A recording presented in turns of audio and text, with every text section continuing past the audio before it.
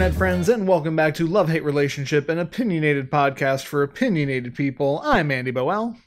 And I'm Alex Ruiz, and as always, we're here to brighten your day, anger your soul, and tell you how to live your lives in that order. And Andy, I don't know, the last time we did one of these normal episodes, you flipped the script on me and came up with something, so now I'm very self-conscious, and I'm sitting here going like, what should my topic be? Because I could talk about the Quar, but I think everyone's talking about the Quar, so yes. Maybe I a little bit just want to talk about how I'm rewatching 30 Rock or something. I don't know. Oh, okay. No, look, we're gonna hone in on this. This can be a micro love or something. Because seriously, like between The Office and Parks and Rec and Brooklyn Nine-Nine, 30 Rock stands as my favorite one of those sitcoms. Okay, these are people who are spinning off of SNL.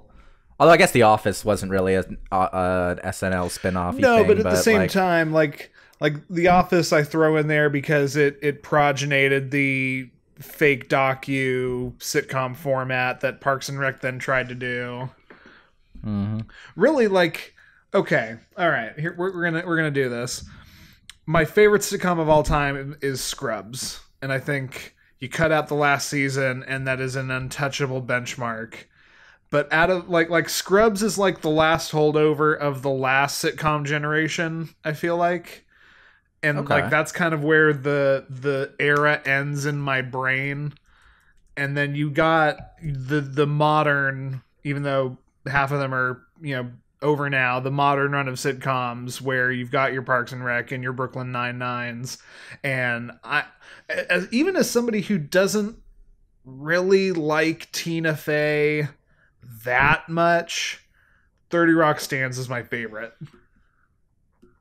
Okay, so I can see that. I deeply love Scrubs. I did have Stephanie watch all of Scrubs at some point. By the way, have you heard about the podcast that Zach Braff and Donald Faison are doing, where they're watching episodes of Scrubs and talking to people who worked on the show? I have. I didn't know they were talking to people who worked on the show. That makes me a degree more interested. Yeah. I've sort of like I don't love Zach Braff as a person, but I very much enjoy JD. So, and I get the appeal of doing a Scrubs rewatch show. Sure. By the way, and follow-up question, did you ever watch Spin City? Spin City? No. I Okay. Go ahead. So that was Bill Lawrence's show before he did Scrubs, and a lot of the actors from Spin City did cameos in Scrubs. Including Barry Bostwick, who was the mayor on Spin City, the mayor of Washington, D.C., and a regular occurring character. The plot, Spin City is basically Michael J. Fox plays this PR person for the mayor of Washington, D.C., played by Barry Bostwick, and he's an idiot. Sure. And he has a staff full of idiots, and so comedy ensues. Yeah, fair. But it is a truly fantastic show that I think a lot of people have forgotten. But everyone seems to remember Scrubs. Everyone seems to have forgotten Spin City. But Spin City was great work. Honestly.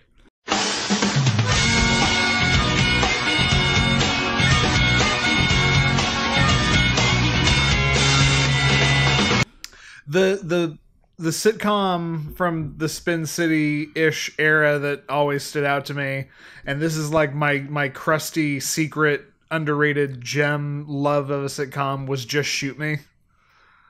I fucking love Just Shoot Me. Heard of it, never watched it. Heard of it, never watched it. That was David Spade's hey, I'm done with SNL, I'm gonna do this now show, and had Wendy Malick, who is a face people recognize. It was about a Vogue-esque magazine and the trials and tribulations of the office staff. It is a show that nobody thinks about or remembers, but I love it. Sure. I mean, it makes sense. Getting back to the original thing you were talking about, though, so it's it's 30 Rock, it's Parks and Rec, it's The Office, and what was the other one that you said? Brooklyn Nine-Nine, because Brooklyn Nine-Nine. See, I think Brooklyn. Here's the thing. I'd put Brooklyn Nine-Nine a little bit later on in that run. Sure. Like, I put Brooklyn Nine-Nine in, temporally speaking, more with like The Good Place, which is what Michael Schur, which is another Michael Schur show that he started after Parks and Rec. And I think after Brooklyn Nine-Nine had started, but that show just wrapped up. But I think of Brooklyn Nine-Nine just a little bit later. I agree with you, though, that I think 30 Rock is... The density of jokes in 30 Rock is like Arrested Development level. As far as just like how wonderful it is. And 30 Rock is so infinitely quotable. Yeah. And just... so memorable. And I'm not kidding you, we started a rewatch of it. We're on like episode 3, so we're still in that period of time before it like properly finds its footing, which I think happens like halfway or even a third of the way into season 1. Like, yeah, once they fully establish that everything as far as Jack and Liz are never going to be a couple. Like, as soon as they get that fully out of the way, they establish Kenneth and Tracy as, like, the weird sidekick craziness characters. And they get Jenna firmly into her crazy level and not just her, I'm kind of a diva, but, like, I'm also fully insane. Like, that's when 30 Rock really hits its mark. And I think that's like halfway through season 1, everyone finally finds their footing. Yeah. Parks and Rec famously sucks for the first season. Yeah, to the point where I the first time I watched it, I legitimately followed everyone's advice, skipped season 2, got really annoyed because I like didn't know what was going on, and I didn't properly understand why Andy was living in a tent in a ditch. Went back to season 1, did a couple episodes, and was like, no, don't care, just gonna go to the funny. Yeah, like I watched through all of it. And Parks and Rec takes a season and a half. It's halfway through season 2 when like Mark Brandanowitz is on his way out, when Ben and Chris become like get onto the cast, and at that point I don't think they were regulars, but they were on the cast, and and the relationships are far more solidified. Like, that's the point where Parks and Rec gets properly good, and that's about when it stops trying to be The Office.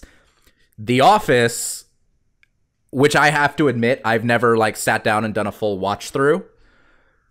The Office is the British Office at the beginning, and it's not great because the British Office is great, and the American Office, the first like season or so, are just trying to do the British Office, and then when it skips all that and builds its own characters, it gets a lot better. But I don't know. I'm trying to think of what's like I love Brooklyn Nine-Nine. We finished The Good Place. The Good Place is great. I was about to say, I highly recommend The Good Place. The Good Place is probably my favorite, most recent, like, you know, up until very recently, I could have said it is my most favorite sitcom that is still on the air. That kind of vibe. There is a show that I know you've been watching that we haven't talked about. Are you talking about One Day at a Time? Yeah. Yeah. Well, so that show, technically it's still running. It had 3 seasons on Netflix. I have watched all of them now. It has a 4th season that's going to be on Pop TV, but it got delayed because of COVID. Sure. So I don't know what the schedule is on that, but it is supposed to have a 4th season. That show is impeccable. That show is so good. And I see entirely too much of my own upbringing in it because it's it's about Cubans, not Colombians, but there's still a whole lot of the mental health and therapy and allergies aren't real.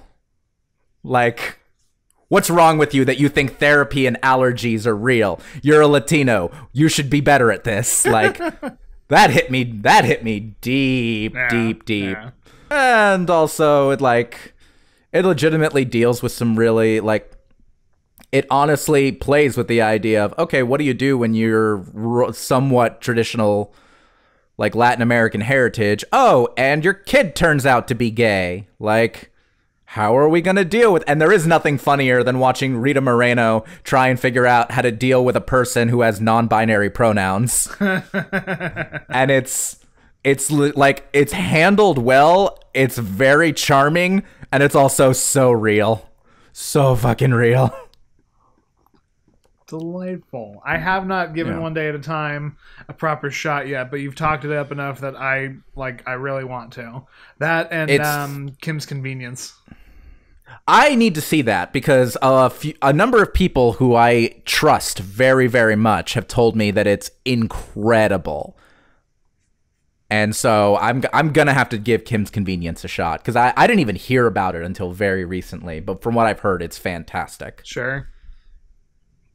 Speaking of fantastic, do we want to start our show? I'm so proud of that pivot. Hell yeah. You got to fake it till you make it, Andrew. That's how it deals with my self-esteems, and it's how it runs this podcast. We've been doing this for like 2.5 years. I would hope you're not still faking it, but anyway. Honey, I've been alive for 30 years. I'm still faking it. Fair enough. Well, so let's talk about something to make you happy. Okay. First, quick rundown. All y'all, this is Love-Hate Relationship. We have a pretty standard structure after the top part where we talk about some bullshit for a minute. This time it was sitcoms we like, and even then I don't think we did a great job of outlining all of them. Well, I just feel like we could talk for much longer about sitcoms, so maybe we'll revisit that at some point. Sure. If we ever want to get tricky about a triple, we could maybe talk about Michael Schur, because, I mean, Parks and Rec plus Brooklyn Nine-Nine plus The Good Place, like, the man has done good work. Anyway, After a little top part like that, she is so fucked up. She calls the head the top part. Anyway, we get into our topics where one of us will talk about something that we love, one of us will talk about something that we hate, and then we take a relationship question, sometimes from the internet, sometimes from you, our wonderful audience, and we try and give the best, completely unqualified advice that we possibly can. Does that sound like an okay rundown, Andy? Yeah, sounds accurate to me. All right. And I think it's my turn for the love. That's right. So, as always, Andrew, I like to start these with a question. And spoilers, my topic for this episode, my love, is going to be the music of Carly Rae Jepsen. That said, I was originally going to ask you, Andy, like, what you know of Carly Rae Jepsen before I sent you these notes and we started this discussion, but I'm going in a slightly different direction. I actually sent you a very short 8-song primer of just like a few different songs from each of her albums. Did you get a chance to listen to that? I did indeed. Okay, so I would like to know what your overall impressions after listening to it are, since I assume, like most of our audience, you probably only knew Call Me Maybe and not really anything else of hers. You can correct me if I'm wrong about that. I'm not going to correct you at all. I knew Call Me Maybe, and I got to get this out of the way. For an embarrassingly long amount of time, I thought Carly Rae Jepsen was Miranda Cosgrove. Holy shit, Andrew. Like, I'm talking years. I just didn't realize that they weren't the same person or that it wasn't a glow-up Hannah Montana situation. Because, Alex, you can attest, all these white people look the same. I mean, yes, but I still think that... Isn't Miranda Cosgrove more an actor than like a musician? Well, yeah, but she was in that same like Nickelodeon sphere, and I just assumed it was an Ariana Grande, Demi Lovato type career trajectory.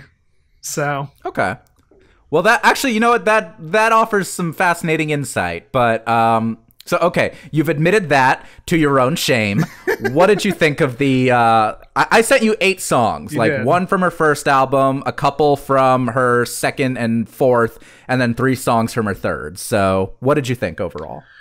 I really enjoy her music. I feel like it is fun and poppy and catchy without tripping over into like overrated or like saccharine for the sake of just like it's so fun and cheesy, but it has no real substance.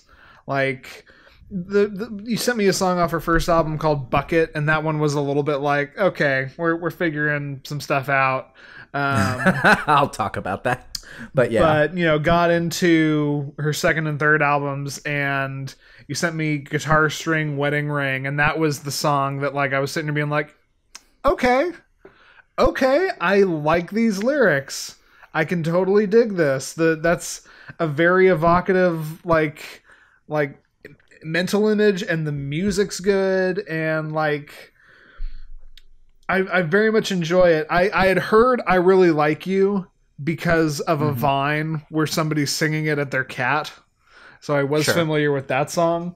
But no, just like, I really, it's fun and it's energetic without feeling like it is too commercial poppy. That's what I'm trying to say.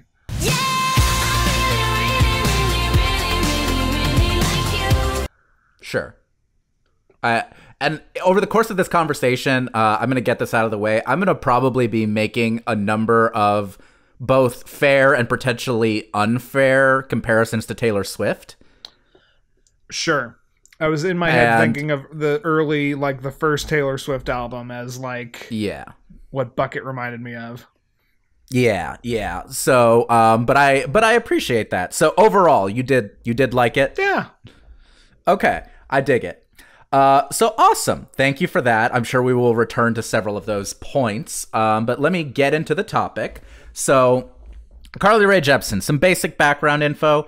Born in Mission, British Columbia, that's Canada for those of you who, went to Florida public schools and took geography in those schools.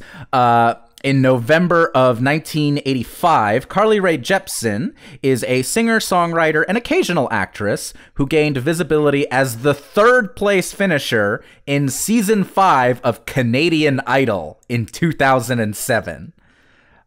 Did you know there was a Canadian Idol, Andy? Because I didn't. Nope. Okay. By her own admission, this was the ideal outcome since it gave her a ton of exposure, but she didn't end up with those contractual nightmares that the actual winner and runner-up deal with. Which, if you ever really find out how, like, terrible Simon Fuller's contracts are, just look at what happened to Kelly Clarkson and Justin Guarini after season 1 of American Idol. They were truly god-awful. Anyway. A year later, after she scored a record contract, she released her first album, Tug of War, where that first song, Bucket, appears.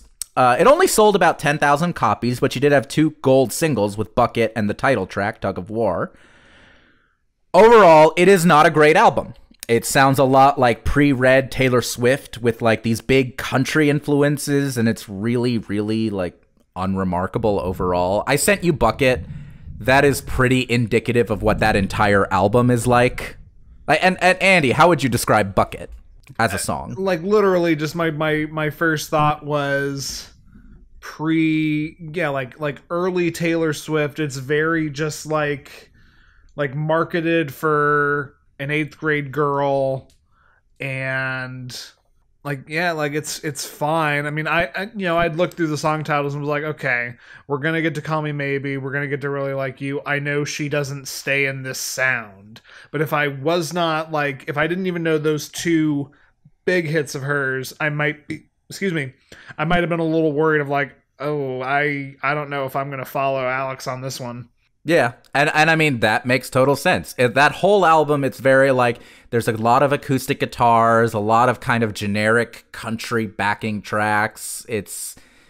There's a cover of John Denver's Sunshine on My Shoulders, which I think was on her original demo, and that's where a lot of it came from. It's very as an album. I really don't recommend it. I really just included the one song from it to give you an idea of where she started from and where she eventually ends up.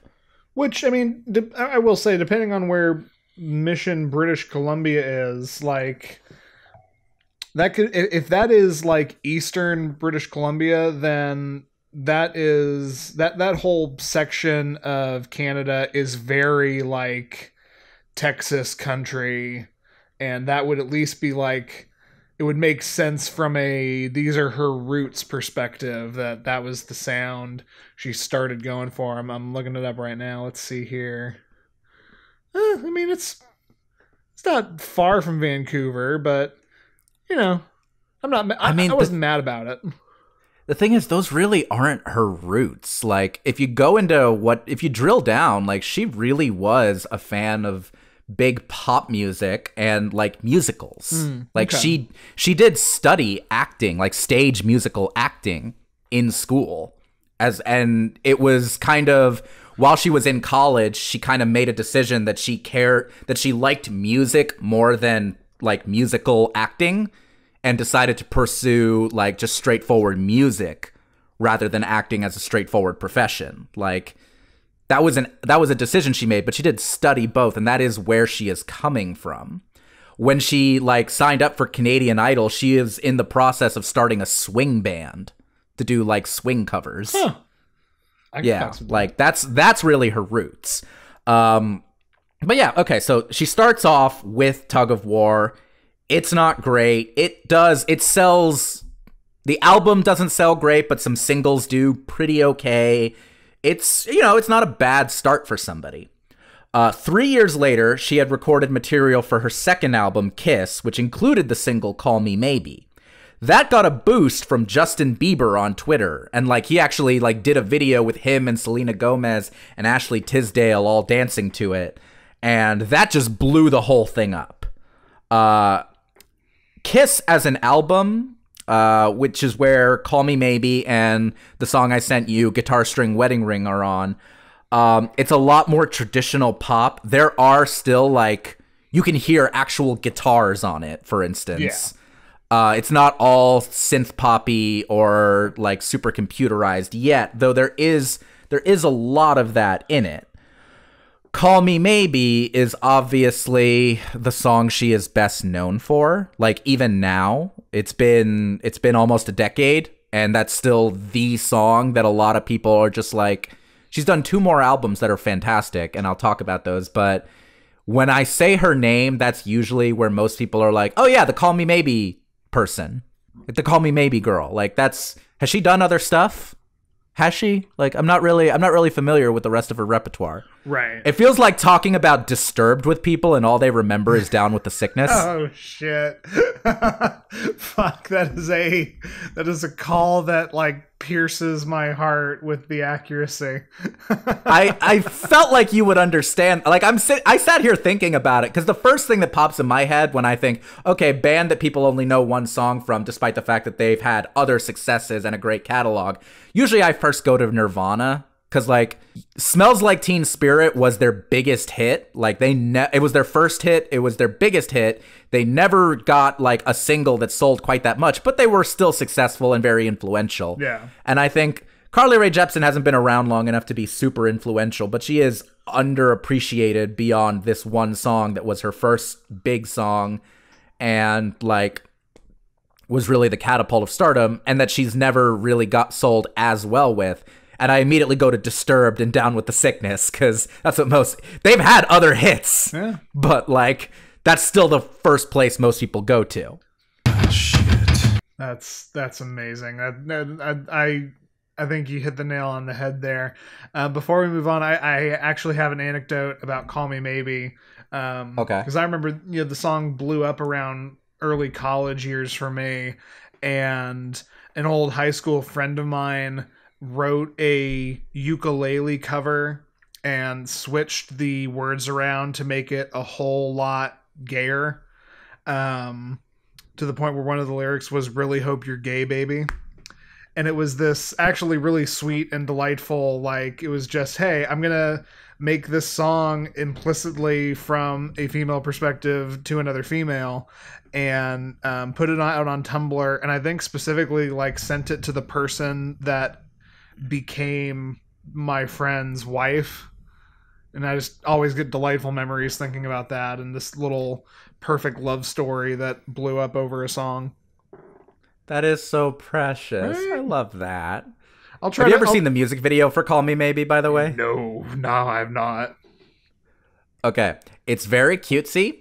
It is literally like Carly Rae Jepsen playing in like her garage with like other musicians, and she's playing the song.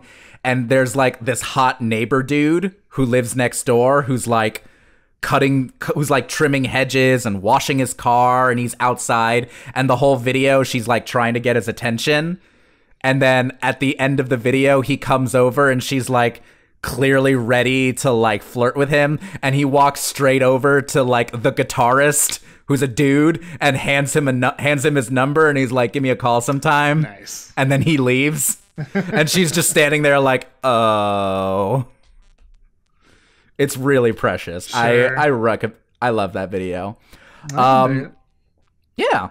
So then, after Kiss, and she blew up with that, she did two more albums. She's done two more albums, Emotion and Dedicated, which came out in 2015 and 2019, respectively. So she's got a good 3-4 albums between, or 3 or 4 years between every album.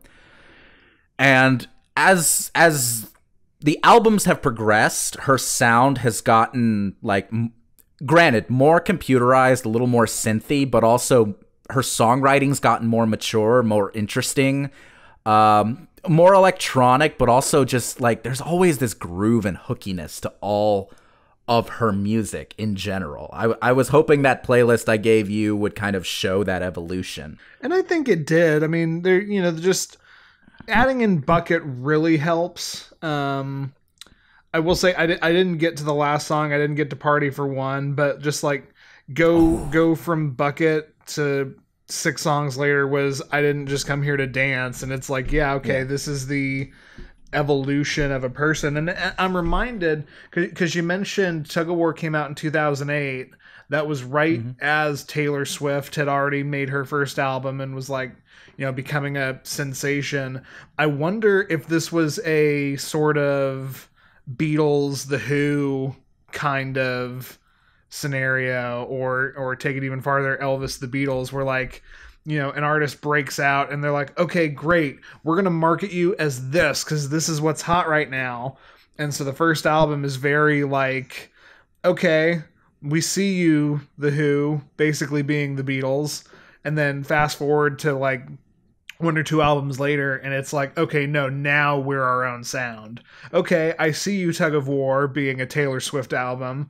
And then you get to, Kiss and the third one, and it's Emotion.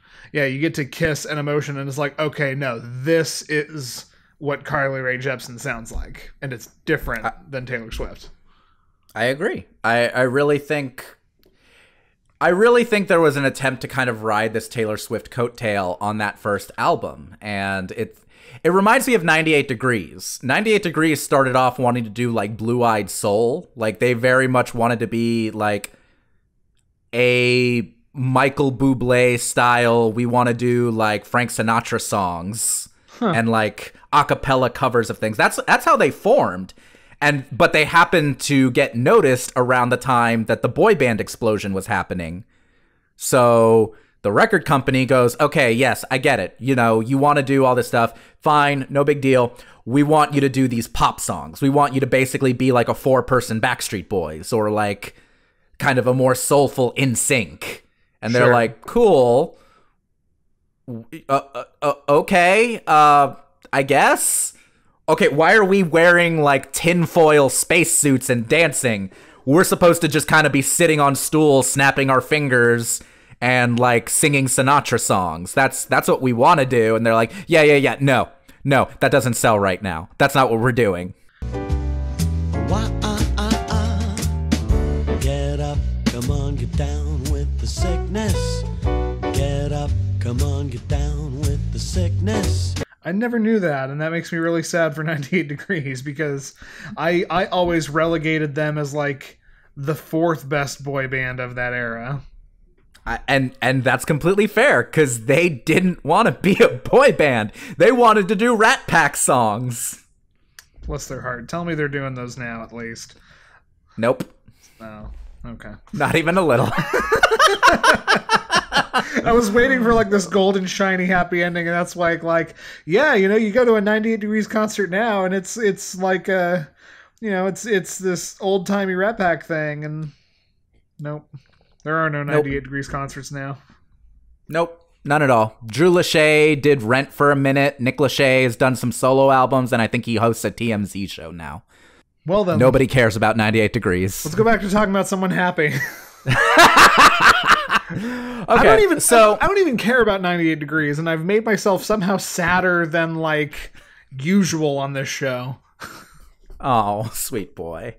Well, to get back to something happier, with Carly Rae Jepsen, like for me, just talking about why I love her so much.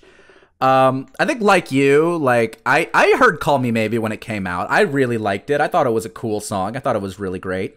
But I kind of wrote her off as sort of a not quite one-hit wonder. Like she had a couple of other singles on that album that did okay, so she wasn't really a one-hit wonder. She had a duet with Owl City that's, I mean, it's better than most Owl City songs. But that's how you can tell how dated Kiss kind of is. Like her big collab on that one, like, was Owl City. Sure. Like Owl City was her Nate Dogg. Jesus. It doesn't. Yeah. But a few years later, you know, I saw the video for I Really Like You off Emotion. And I don't know if you've seen the video for I Really Like You, but it features a dancing Tom Hanks. Tom Hanks is in the video for no reason. He's just hanging out with Carly Rae Jepsen, and they dance together. And it's precious. I mean, that sounds like the Tom Hanks I know, who is probably still the only, like, true paragon of, like, I can be famous and a good person. Yeah, I really do think somebody was just like, do you think if we call Tom Hanks and ask him if he wants to dance in the middle of a street in front of a flash mob, he would do it? And they said, I don't know, let's try. And they called Tom Hanks, and he was like, sure, I'm free Thursday. Can we do Thursday? I can see it.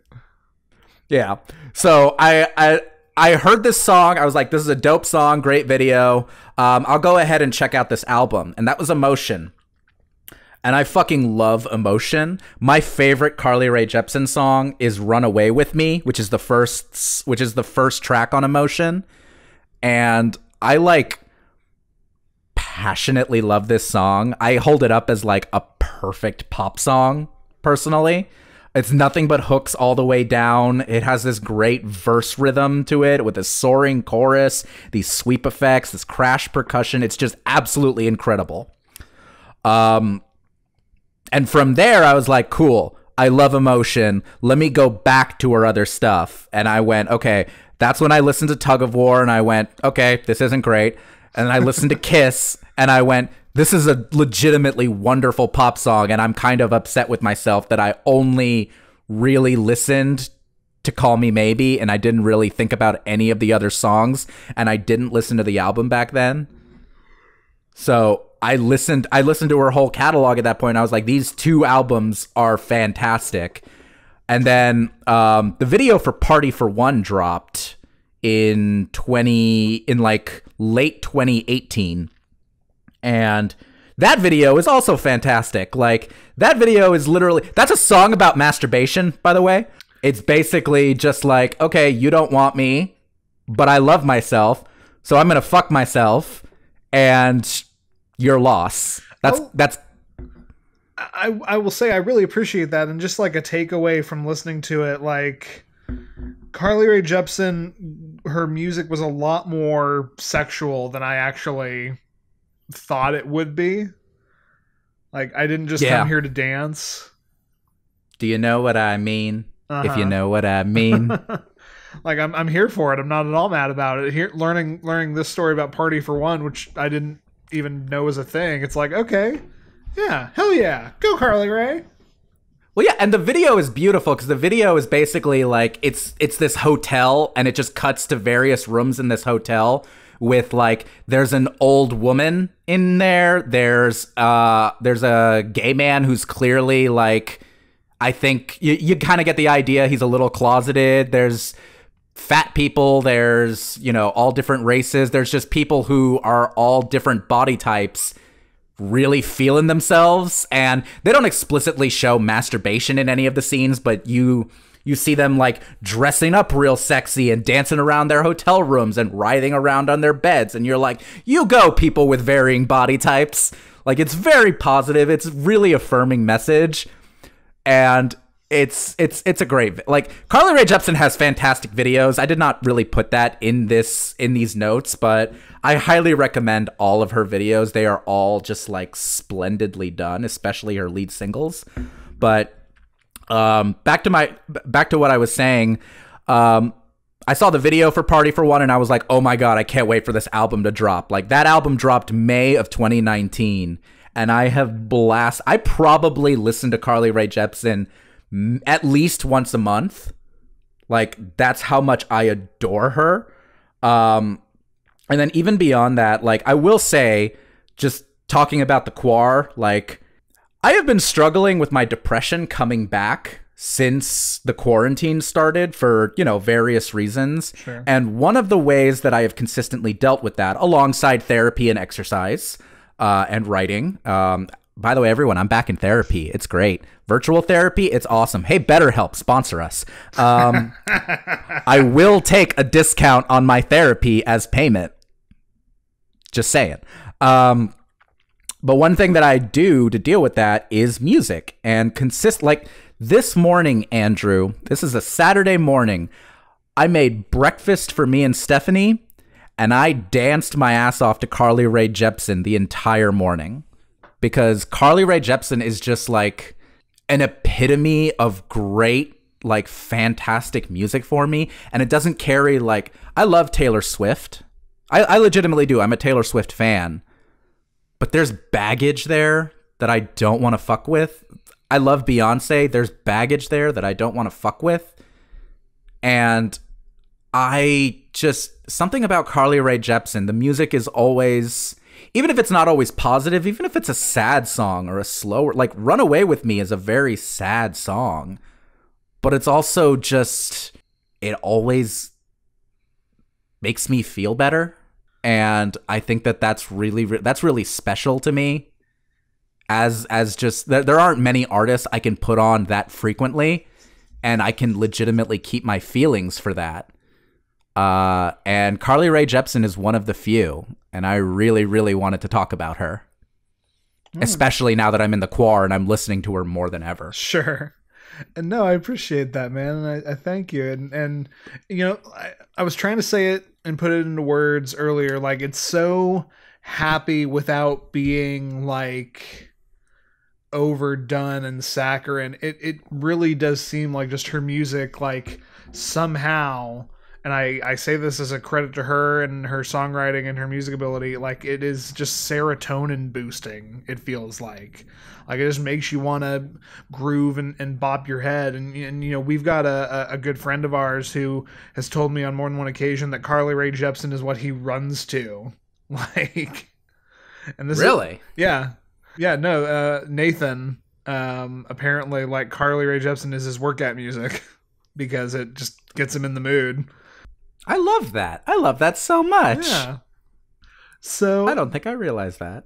No, he's told me at least, but I really appreciate you, like, Carly Rae Jepsen. Like I said, I thought she was a completely different person for a long amount of time, and even after I came to understand, okay, no, they're two separate entities. Miranda Cosgrove doesn't have a pop career that I know of. I still wasn't sitting here being like, okay, let me give this person a shot, until you sent me a playlist, and it's like, okay, no, I can fucks with this. This is something happy and joyous, and, like, just takes the sads away in my head. Yeah. I really wanna stop, but I just got the taste for it. I feel like I could fly with the boy on the moon. Yeah. And I don't know what it is with Carly Rae Jepsen. She has never been as successful as some of her contemporaries. Like, I bring up the Taylor Swift connection at the beginning, and you could argue that Taylor Swift, over the course of, like, twice as many albums, has done the same kind of evolution, at least musically. Mm-hmm. She went from these, like, rootsy kind of country influences to more of a, like, to a more like keyboard heavy pop to a full-on synth heavy pop. Like, she did the same thing over more albums and is way more successful, way better known, way more like in the zeitgeist. But I think like Carly Rae Jepsen is a better musician. Like, she might not be, and the thing is, she's not exactly that interesting of a person as far as like the cult of celebrity is concerned. She's just like a Canadian lady who like does concerts for pride rallies and like occasionally will do like Grease Live or something like that, does an album every 3 to 4 years with a lot of really life-affirming, wonderful songs. And like a Lady Gaga, she'll do her like queer anthem song. She'll do some like body positivity songs, but they're all just like bangers. She doesn't put any of that front and center. She's not like, I don't know. She feels like someone who just is really great musician, writes kick-ass songs, tours, releases an album every few years, and is otherwise just like a nice, quiet person who just kind of chills, isn't really like involved with any major dramas, and isn't like so centrally famous as a lot of these other people are. And that makes me sad. Like, Dedicated didn't do as well as Emotion. Emotion didn't do as well as Kiss.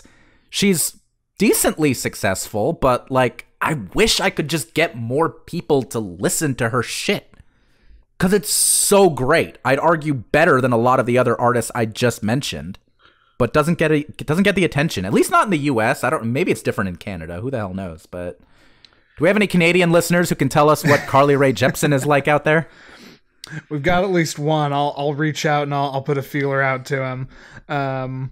And I will just say, as somebody who has done multiple road trips through Western Canada and listened to like the radio, yeah, there is 100% like just different bands up there that I've never heard of that are like the pop singles. So it is totally possible that she is, much more well respected and gets that attention she deserves in her home country. And I will just say, you were saying how just like she generally seems like such a nice person, kind of, keeps to herself, doesn't get into the drama, doesn't seem to be into this for the cult of personality. And all I could think is, oh, how Canadian of her.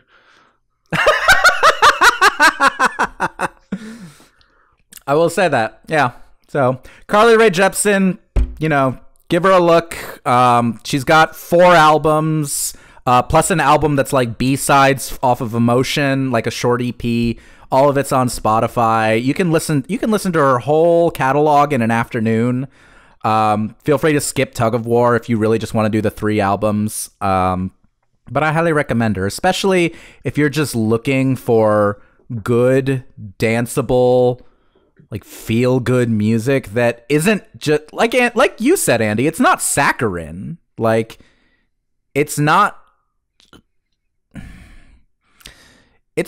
crappy, like, feel-good. It's not the Black Eyed Peas, which I argue is shitty feel-good music for the sake of being feel-good. Huh. I might do a hate on the Black Eyed Peas at some point, because I fucking hate the Black Eyed Peas. Not mad about that. If you wanna get down. Yeah, no. I was texting with your wife about how much I hate the song Don't Funk With My Heart the other day, because I hate that song with so much passion. But yeah, like, that's feel good for the sake of feeling good. This is feel good, but it's also just solid. It deals with deeper themes. It's fun, but it's also thoughtful. It's hooky, but it's danceable. And apparently you can run to it. And I love her. I love Carly Rae Jepsen. Like, she is one of my favorite artists working today. And I think more people should listen to her. So that is my love. Andy, would you like to take us to the dark side, as it were? Yes, for something completely different. And so I'll preface, like, sometimes I've got a hate that is, burning in my soul. Sometimes I've got a hate that is just super pedantic and silly and for me. And sometimes I just sit here and I think for like a morning, what do I want to talk about? What do I want to hate on? And then it hits me, which is what happened this time. So I'm going to talk about why I fucking hate Superman. All right, let's get into it. And so to start off, I'm gonna throw your shtick back at you and ask you a question, but I really want to know, because I think this will serve my purposes. Alex, what is your first memory of the character Superman? It is definitely like the Cartoon Network stuff, and I know you're gonna talk about the Max Fleischer cartoons. Those might be my first memory, although I think more likely it was Cartoon Network reruns of the Hanna-Barbera Super Friends cartoons. Sure. Which were bad. Very bad. And Superman in those was lame.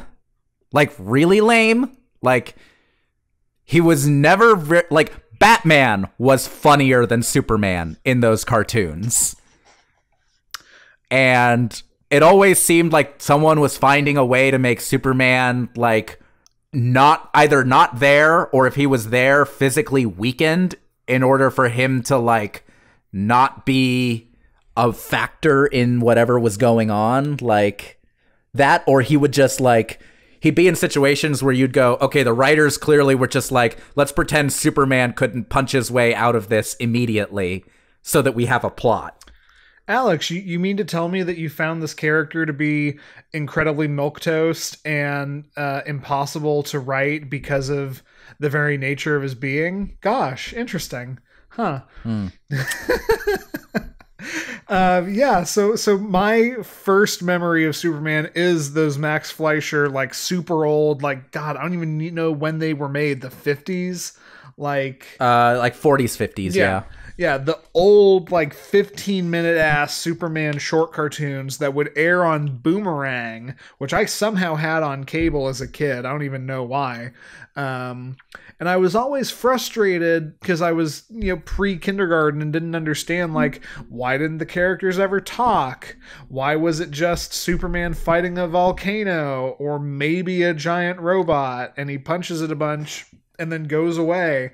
Why is this so boring to even me, a child with, like, just no concept of art or attention span?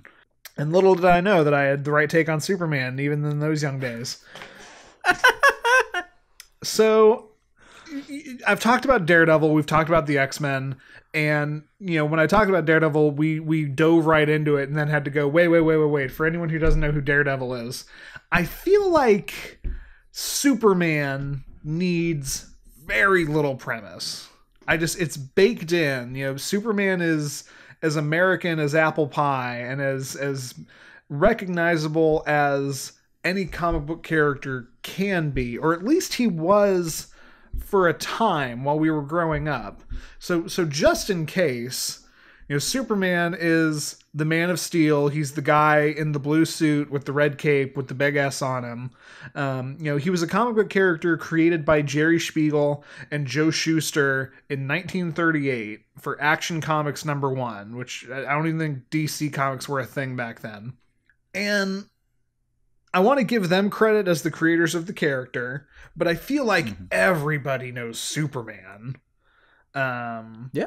And, my main takeaway for this hate is that, at least in the modern day, which I'm going to go ahead and qualify as, like, the past 15-ish years, he has become an exceptionally boring and useless character. And I didn't even think about the Hanna-Barbera Justice Friends cartoon, or Super Friends, or whatever the hell it was called.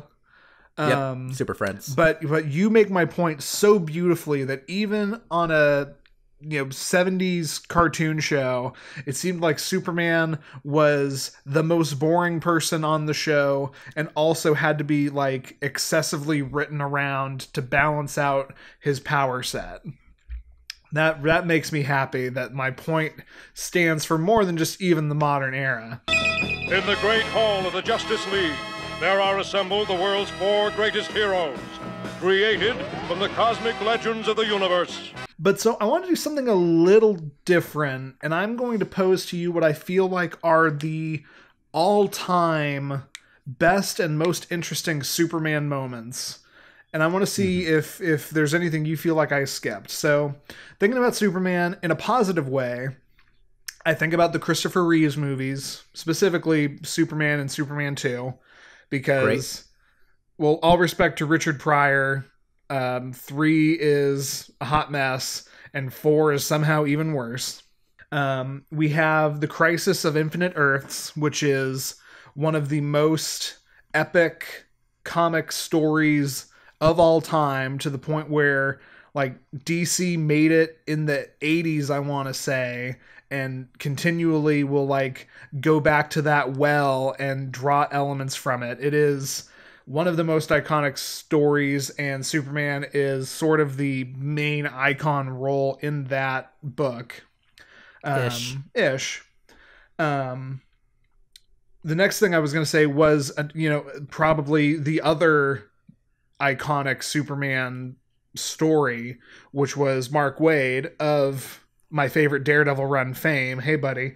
Mark Waid's Kingdom Come, which... illustrated by the brilliant Alex Ross. Yes, illustrated and painted beautifully by Alex Ross, and also kind of a scapegoat loophole because it is an alternate history, and, basically all of the themes explored with Superman as a character, like Elseworld books, which is the word that is used for, like, okay, it's Superman and Batman, but they're cowboys, or, yada, yada, yada. Specifically, Kingdom Come isn't in the proper canon. It's supposed to be, like, the last superhero book. So in a way, it kind of jumps over my own point and isn't really about Superman. But I'm still just going to go ahead and put it because it's probably the most important Superman story, in my opinion, ever. Mm-hmm.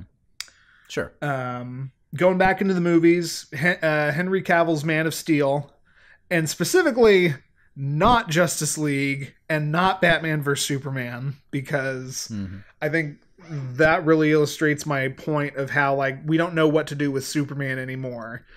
Man of Steel was a really good movie, I felt like. It was a really refreshing, like, okay, reboot of the Superman story. And even then, I think the biggest takeaway people have about Man of Steel is the, oh my god, we made Superman kill somebody, he can't be Superman now, backlash that movie faced. And then finally, going back into comic books, Grant Morrison's All-Star Superman, which I feel like you've talked about. Which is great. Yeah. I have. I've argued that All-Star Superman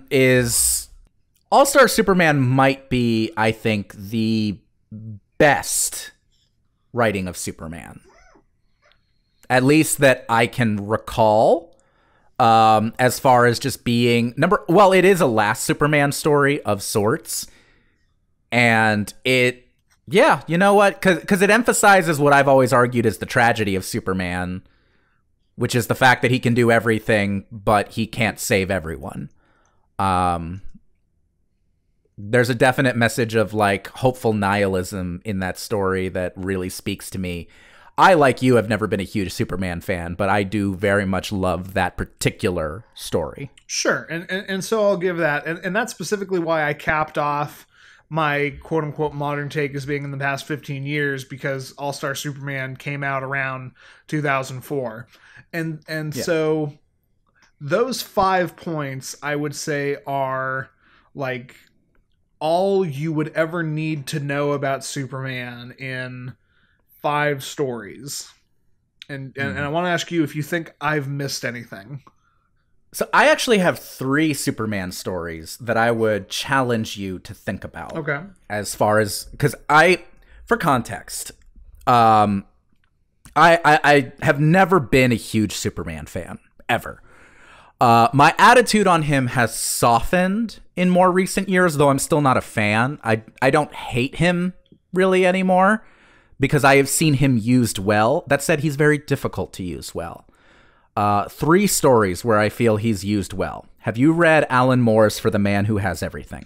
I have not. Okay. It was made into a Justice League Unlimited episode, but it is an episode where, or it is a comic where it's like a 1 or 2 shot Alan Moore story, but the idea is Superman is, it's his birthday. Batman and Wonder Woman come to visit him in the Fortress of Solitude on his birthday, and they arrive and find that Mongol is there. Mongol being, one of the big bad cosmic villains. I don't know if he's a Superman villain specifically, but he might be. I think he started as one, and just to get completely tangential, for any comics fans who haven't read it, the Green Lantern Corps, especially the Jeff Johns run, there is my favorite Mongol moments come out of that. So he started as a Superman villain. He did definitely become just like a greater DC cosmic villain. Okay. So Mongol is there, and Mongol has tricked Superman into opening this package which contained this plant. And the plant latches onto you and then causes you to go into this catatonic state where you don't move, you can't see anything of the world around you, and your brain is occupied with this fantasy of your greatest desires. So the comic switches into these 2 perspectives, one of which is Wonder Woman and Batman trying to free Superman and fight Mongol, and the other is the inside of Superman's brain as he's dealing with this fantasy where he's actually alive on Krypton, his family is alive, his parents are alive, he's married, he has a child. It's like he's not Superman, he's Kal-El on Krypton, and it's this whole beautiful fantasy sequence. And at the end of it, and throughout the time, he's like, this doesn't feel right. Something doesn't feel right here. I don't know what's going on here. I have these vague memories of another thing, and I know that it's just a dream that I've been having, but something doesn't feel right, and oh my god, and he eventually figures out that it's all fake, and then the last moment before the plant is removed from him, Batman successfully removes the plant by grafting it onto himself instead, which Batman's fantasy is just his parents not being murdered. It's heartbreaking. His whole fantasy is him as an 8-year-old boy, and his dad beats the shit out of the mugger in the alley. Yeah. That's Batman's entire fantasy. But that's besides the point. Superman comes out of it, and the last thing he sees is the child that he had admitting to him we're not really real, are we, Father? It's no, we're not. And it's beautiful and tragic. And the whole point of that is just, that's a beautiful Superman story. Okay. So I highly recommend that. There is Hereafter, which is not based on a comic. It is specifically an episode of one of the Justice League cartoons. And it is a conglomeration of Superman villains are trying to take him down, and at one point, it's Toyman shoots him with a beam that he thinks disintegrates him, and everyone thinks that Superman is dead. What it actually did was send Superman into the far-off future, where the Earth is a barren wasteland, and there he encounters a living Vandal Savage. Yeah. Yes. The Earth has gone red. The Earth has changed form, so it's now red, so Superman doesn't have his powers. He encounters Vandal Savage and is just Vandal Savage killed everyone and is now, humbled and by himself and is just, in his own atonement. By the way, I love Vandal Savage, so that's a big reason why I think of this story. But over the course of it, Superman figures out, with Savage, how to go back in time for himself and, stop Savage and return. But that is a wonderful Superman story that isn't about him being Superman. It's just about him, fostering a human connection. So I would argue that's a great Superman story. Okay. And then there is what I consider my favorite Superman story of all time. And it's from the Superman animated series. It's an episode called The Late Mr. Kent. And I have a straight up Twitter thread that I sent to DC where I'm like, have this idea, DC. This should be your next Superman movie. Because it's the best Superman story that was ever done. And it's an episode of Superman the Animated Series where Clark Kent is trying to get enough evidence to get a guy who was wrongfully placed on death row exonerated before he's executed. And over the course of investigating it, while he's driving in his car as Clark Kent, his car explodes because someone planted a bomb in it trying to kill him. Someone who didn't know Clark Kent was Superman. And his car goes into the water, and of course he survives because he's Superman, but he can't fly out because he sees that there's a witness there who might see Superman fly out when Clark Kent's car went into the water. So he's like, I need to not fly out where I can be seen, so it looks like Clark Kent is dead. So then, as Superman, he has to help Lois solve Clark's murder. And it's 22 minutes. It's so short. But there is so much in that story, because the very premise is this is a problem that Superman cannot punch his way out of. If he has to try and solve this other murder that he was trying to solve as Clark, not let on to Lois that he is Clark, somehow figure out a way to show that he is not dead as Clark so he can come back, because if he reveals himself, then his entire secret identity is exposed and he can never be Clark again. It's a situation that Superman and Clark have to think their way out of rather than punch their way out of. I argue it is the best Superman story that has been done, maybe at least since All-Star Superman, or like except for All-Star Superman. And I think it would make a great movie, and it's brilliant. And the thing that I realize about all of these is all of these Superman stories that I just quoted to you, Andrew, are non-traditional ones. They're ones that don't involve Superman doing anything with his powers, that don't involve him dealing with a regular villain. They all involve him dealing with out-of-the-ordinary circumstances.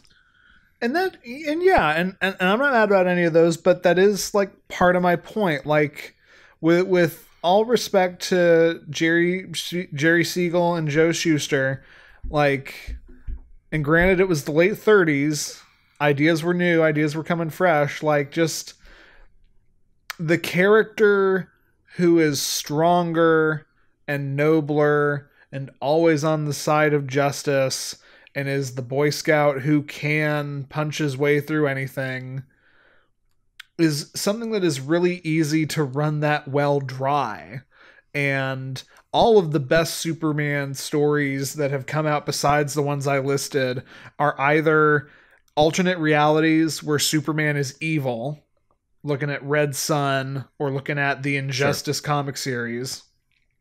Sure. Or they're actually about Superman's rogues gallery. Darkseid, Lex Luthor, Mr. Mxyzptlk, Mongol, Vandal Savage, all arguably are more interesting characters with something more fun to explore. Like Batman's rogues gallery is so appealing because they're all dark reflections of Batman. Superman's rogues gallery is so appealing because they're all just straight up more interesting than Superman. Okay. I appreciate your take, and I really think in order to salvage this character for me, it needs to become something that is like fundamentally changing about the character. You know, I completely forgot the late Mr. Kent, and I think that is a fantastic story that you could never get made into a movie because executives are so worried about like actually telling the blatant Superman tale before, you know, getting into something that is actually interesting, like a Clark Kent story. Yeah. You know, and I've watched Supergirl and I enjoy it. I haven't gotten to the part where Superman actually shows up in Supergirl, which admittedly is like season 2. But like Captain America used to be such a boring character because it was like, okay, yeah, he's the paragon of righteousness. He always does the good, noble thing. And then throughout the course of the Marvel movies, Chris Evans was actually able to make Captain America interesting and compelling and fun. I understand that reference. Like, and maybe it's just a factor of the DC movie universe is so inferior. Maybe it's a factor of just for the longest time, nobody knew what to do with Superman in the comics. Like, I argue that since All-Star Superman or the like original Batman and Superman run, no one has known what to do with the character, to the point where Brian Michael Bendis is now writing him. And I got a bone or two to pick with Brian Michael Bendis, but the man can at least like force his own idea into something and make it work. Mm-hmm. The last thing I paid any attention to in modern Superman comics, there was some sort of, again, alternate reality evil Superman who had like captured main good Superman and trapped him on a planet and said, if you ever leave here, I'll kill you. And it was something about that. I'm really not up to speed with modern Superman comics because it's just so hard to care. The most interesting thing Superman has done in the movies is almost get casted as Michael Jordan or John Cho, which, I mean, shit, I'd be here for either of those, but I'd be worried about the emphasis on stunt casting. I mean, yeah. I have legitimately argued that, like, people like to argue about race changing certain comic book characters.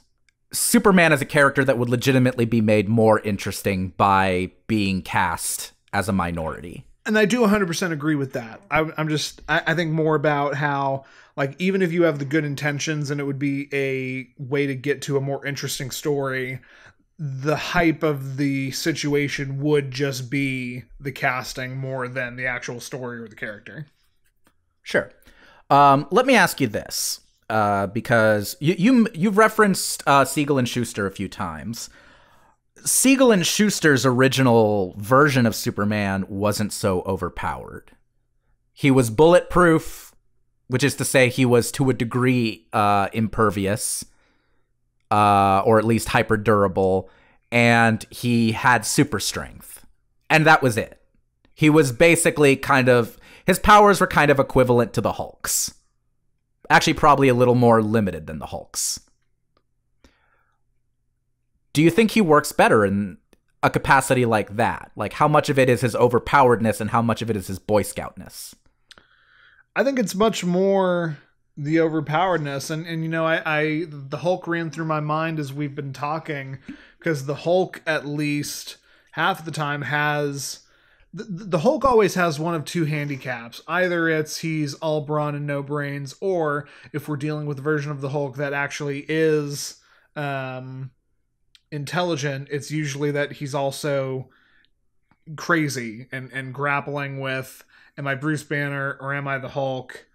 Side note, Immortal Hulk is inspired and an amazing comic series that I highly recommend people read, because it very much goes into how broken Bruce Banner is as a person. Sure. And I mean, I don't know. I don't have any desire to make my Superman pitch to salvage the character. I wonder if Bendis can do that. I wonder if the DC movies can figure their shit out enough to make him marketable again. I wonder if the guy who plays Superman in the Supergirl TV show is actually pretty good, because I frankly have no idea. Mm-hmm. I can't stomach a boring character. and at his core, that is what Superman has become to me. To me, as someone who is fine with Superman, and again, I'm fine with him. I don't think I have ever really, like, wanted to deeply follow a Superman book. Like, even when good writers were writing him, I'm just like, cool, Superman's here, that's fine. I'll buy the occasional graphic novel by a writer I like, but... And J. Michael Straczynski wrote the Superman Earth 1 comics, and those are solid. Those are actually pretty interesting, because Superman's kind of a dick in them. And there is a moral question at the heart of those books of him, like, whether or not he wants to accept the mantle of being Superman. Cool. An argument that I have said before, or I have pitched before, is if you want to make Superman interesting, kill Clark Kent and make Connor the new Superman. You know, I got all the time for Connor Kent. He was an interesting character. Yeah, I really think that would, because Connor Kent, he has basically the Superman powers of the original Superman. He's hyper durable and has super strength, but he can't fly. He can't shoot the beams. He doesn't have ice breath or any of the other stuff. He's got some of the he does have X-ray vision, but he doesn't have like heat vision.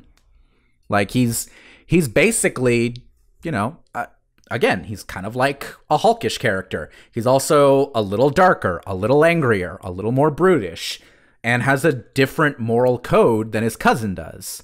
So I think that's a pitch that I have thrown out more than once. Like Connor Kent would be just kill Clark and have Connor take up the mantle. Do the Wally West thing. I really do think that would be the best way to immediately make that character more interesting. But much like with Bruce Wayne and Batman, there's people who want to just keep that one looking the same way at all times. You there? Yeah.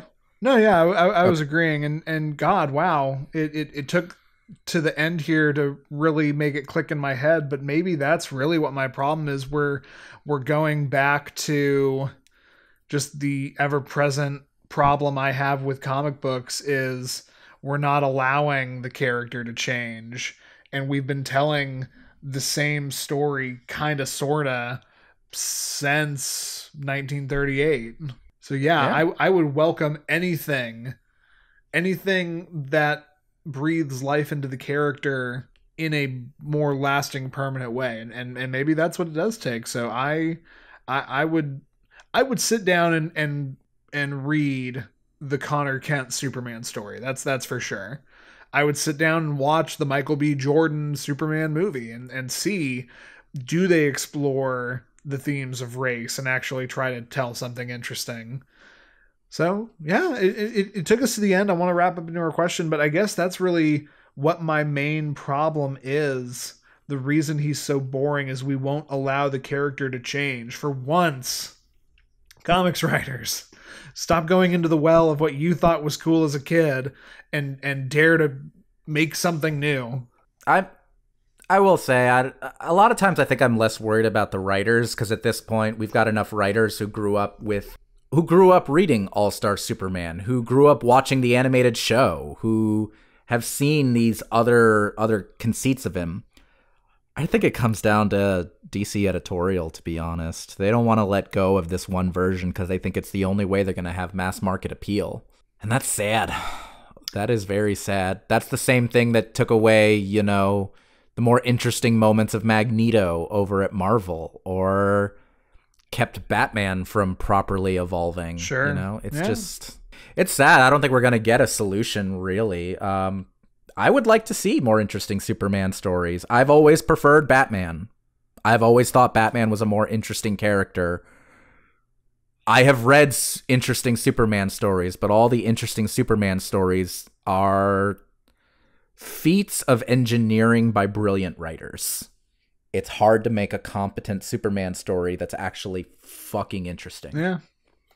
Well said. Shall we get into our question? Yeah, absolutely. Okay. Would you like to read this one, or shall I? This is actually from, like, the real world. I know, it's been a half a second, and I very much appreciate our dear listener for writing in. I'll go ahead and do it. Okay, cool. Hey there, Alex and Andy. So I've got a little bit of a doozy. Like the rest of the world, I'm stuck in my apartment for a good 99.99% of the time until things get better. Stuck with my now ex-boyfriend of 9 months. We moved in together in February, right before things started getting bad because our circumstances lined up, and we agreed that it was a smart decision. Probably smarter decision than doubling our living costs by getting separate places. And things just haven't worked out. There's no cheating, no abuse, and the breakup was a joint agreement, but I was the one who put it on the table. I think we just rushed into the relationship a bit too quickly, and now I'm stuck with an incredibly awkward roommate. Thanking God we got a 2-bedroom situation. Okay, yeah, that is good. How can we cohabitate while we are stuck with each other in a way that doesn't suck half the time? And what do you think our options are once things get back to normal? Thanks, and looking forward for my name. Okay. Thinking about names for this person. By the way, I should mention, I took the email for this, and it looks like they do, with the names that I got off of it, it looks like they do identify with she, her pronouns. Okay. So I think we are looking at a cis woman. That might be an unfair assumption, but they did not state anything more explicit than that, and that's what I've got from the info I have. Okay. So, that's not to say we have to necessarily give her a cis woman moniker, but that's there. I'm trying to think of names. Do you have anything off the top of your head? Trying to think of famous awkward roommates. You remember that episode of It's Always Sunny when Mac lived with Dennis? Vaguely, though if you're going to talk about awkward roommates in Always Sunny, why wouldn't you talk about Charlie and Frank? That's a good point. Yeah, I'm not. So here's the question: if we're dealing with this, is our writer Frank Reynolds, or is our writer, what is Charlie Day's character's last name in Always Sunny? I don't know if he has one, to be perfectly honest. I think he's just Charlie. Looking this up. Cast character. Charlie Kelly. List of. So we've got Charlie Kelly or Frank Reynolds. I kind of want the person writing in to be Charlie Kelly because I feel like that's a more gender neutral name. Yeah. Also, B, it's funnier to picture the roommate being Frank Reynolds. Yeah, I got no problems with that. Hi, Charlie. Hi, Charlie. How are you? It's a nice table. This is a big night for us. We're celebrating our anniversary. Or the anniversary of us moving in together, which is like an anniversary. It's been a long time. An anniversary, it's what it is. God, and we've already just infected this with the poison that is Charlie and Frank's relationship. Oh, God. Who did poop the bed? Oh, man. Okay, but so you want to go ahead and go first, man? Yeah, I'll go first. So, hello there, Charlie. Thank you for writing in. We really do appreciate it. I will say up front, it is slightly tricky to address anything in particular since you mostly just emphasize the awkwardness of this and you don't mention anything specifically that's not really working out with the two of you. But I will try and answer this kind of generally. And I'm going to start from the end of your question, actually. As far as your options, once things go back to quote unquote normal, I think you basically just need to see where you are at the end of it. You two moved in together back in February before things started getting bad. So you've been living together for... The timeline here is a little murky because you say that you've been broken up for 9 months. You know, we just got this email in April, so working backwards, I think that means you broke up in July of last year. Oh, I took You've been that. living together since. I took that to mean they'd been together for 9 months. Oh, okay, gotcha. So then I assume so then you broke up recently, and you're living together. You've been living together for 2 months. Oh boy. So, once things get back to normal, frankly, I'm going to be honest with you, Charlie. You look at getting out. You do. It sucks breaking a lease. I understand that.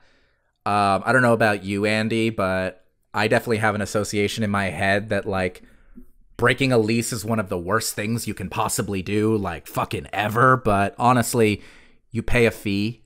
Hopefully the fee's not absolutely insane. At most, it's usually a month's rent. But you pay a lease breaking fee and then you leave. If you honestly cannot afford that, and that might be the case given the Quar situation, maybe looking for a subletter to take over the lease for you. That's always a solid option. Sure. I don't know honestly, unless you're in a situation like a lot of my clients where you're receiving some kind of public assistance for your rent, sublets are pretty much always on the table. So when this is over, just focus on finding somebody to take over your lease, or if you can afford it, break your lease and just get out, find your own place, do whatever you can with it. That's honestly the best thing. You can even start looking for that, as things start winding down quar-wise, and, start putting it out there. But that's the thing to do. I understand not wanting to move during the quarantine. I know a lot of people who are moving during the quarantine, actually. Again, I work with these people. That's part of my job. But I understand not recommending it, not wanting to do it. But that is also an option. If this is so terrible, you just need to get the hell out. Moving is, in most places, a valid reason to leave and to be out and about. So those are two things you could do at the end of this, and one thing you can do if this gets horrible. As to how you can cohabitate, this is gonna suck because this is your ex, but communication and boundaries. Over and over and over again, communication and boundaries. You've got 2 different bedrooms. That's awesome. Figure out, if you can't stand the sight of each other, figure out a schedule for your co-living spaces. And the rest of the time, you stay to your rooms. Accept that it will be miserable to start with, or even to end with. It might be miserable throughout. But the point is not to thrive right now. The point is just to survive and get through. So talk about the boundaries. Talk about when you'll be in this space, when you'll be in the other space, kitchens, living room situations, any other public spaces you have.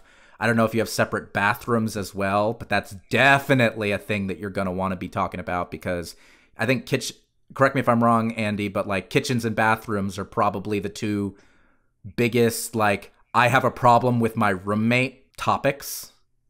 I mean, I would agree with that. I mean, it's like I said, I mean, thank God it is a 2-bedroom apartment. With that off the table, then yeah, kitchens and bathrooms. Yeah, so I mean, basically, I'm not saying pull a Marsha Brady, Charlie, and divide the room with like a thing of tape down the middle, or divide the apartment. But, figure out your boundaries. Figure out what's going to be okay, what's not going to be okay. I assume you 2 are no longer physical with one another. That is definitely... I'm trying to think of like major quar issues. And for me, I'm very much a physical person. And the fact that I haven't physically seen many people who aren't the couple of coworkers who are there the couple of times a week that I go into the office, and my partner, means I am somewhat starved for that particular type of human contact. If you are someone like that, or if your ex-boyfriend, if Frank is someone like that, that's going to cause some stress that I think you 2 are going to need to be able to talk about. Basically, at the end of the day, you 2 need to be having conversations, which sucks because you're not dating anymore and it means everything is awkward. But I think you need to get your awkwardness up front to try and avoid awkwardness down the line. Yeah. Andy, anything to add to that? Yeah, because, I mean, that's kind of where I was leaning. There's a lot I wish we did get a little more in-depth info on, Charlie, and I mean, still thank you for writing in, but with the information we have, I don't know if you've already had a come to Jesus talk with Frank, with your roommate, with your ex, but a very closing the loop, here's why it didn't work out, and you point out that it was a joint discussion, but you prompted it, I believe is what you said. I think you got to try to kill the awkwardness while accepting that it's going to be there for a little bit, but you can cut this thing off at the pass. And if you haven't already, have like, a sit down, long, hard conversation about, listen, here's why the relationship didn't work. Here's why I think we went too fast. Our circumstances being what they are, and now we're stuck together. Like, that definitely is shitty and crappy. I want to know how well you knew your ex before you got together, because if it was very much at all, you could try to lean into, listen, we were friends. Here's why we were friends. Here's the thing that we got along. Just let's agree to work together to try to get back to that, at least until the quarantine is over. If this is somebody you really didn't know, then that bit becomes a bit more harder. But I think you need to have the courage to have that conversation. And, it's a trust thing with your roommate where they need to be accepting enough to really try to just give, okay, you're my roommate, you're my friend, a shot. I knew somebody who, this was like a year ago, so they didn't have these extenuating circumstances, but this basically happened to them where they had moved in with the person they were seeing, and then the relationship fell apart, and that person did wind up like subletting the room out. So that totally is an option. I think Alex brings up a good point of, you can always move. Me being the optimist, I kind of hope that you guys can work something out and lean into the friendship. And it's still gonna be weird for a couple of weeks, but then hopefully you move past it. Hopefully the quarantine ends and you can both see other people and get that out of your system. But if not, then you and I are going to talk about this afterwards, Alex, but I really want to break down why you say breaking a lease is the worst thing you can do. I mean, it sucks. The financial hit is very daunting, but I really have no qualm with breaking a lease. No. I said that a lot of us grow up thinking that breaking a lease is the worst thing. Okay, got it. And that it really isn't. Like, yeah, it sucks. It's bad. It might possibly hit your credit, although I don't really think it will. Maybe check your local laws about that. And I just wonder... it's just expensive. Yeah. And I wonder, it could fall either way once we get to the quote unquote new normal. It could be that there are so many places trying to bring in new tenants that it becomes really easy to find a new place. It could be that, your landlord or the leasing agency or whoever is trying to just make a fresh start. You could claim some sort of extenuating circumstance for why you are breaking your lease related to the quarantine, and maybe you can get something along that way. And yeah, you don't mention your financial situation, so you might be in a real bit of a bind. And I guess that's also part of why I try to lean into, listen, yes, it's awkward. The way to get that awkward is to address it head on and just try to be friends with your ex, your roommate, moving forward. If you can't do that, then, try to move out. And if moving out really is a hard option, figure out what your friends can be doing.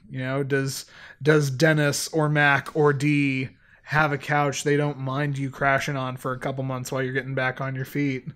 But in either case, thank you again so much for writing in, Charlie. We really hope that this has been helpful. It is, as always, perfectly unqualified.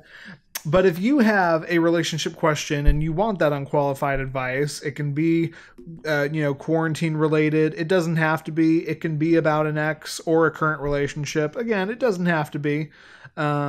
It can be about a coworker. It can be about an animal. It can be about anything that is a relationship, not just a romantic one. You can send those in like Charlie did to lovehaterelationshippodcast@gmail.com. And as you see, we promise to read them, and we do.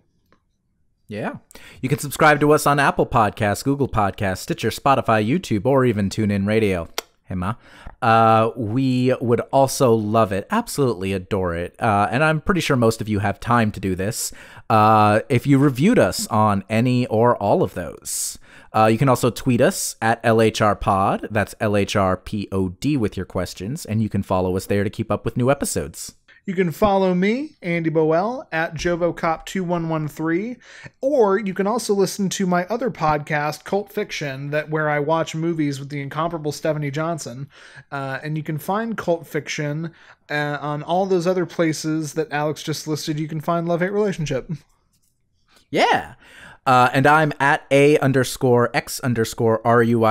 on Twitter and Instagram, and brand new, thanks to the Quar, TikTok. Yeah. God help us all. Thanks for listening, y'all. I'm on TikTok now. Please tell your enemies.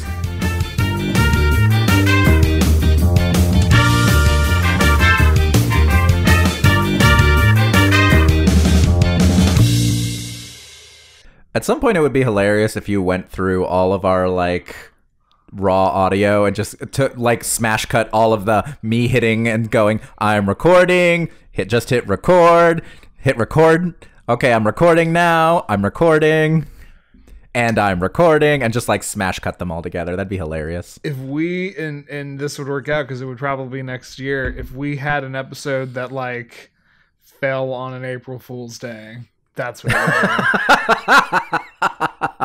I love it. Okay. All right. Sync clap coming in 3, 2, 1.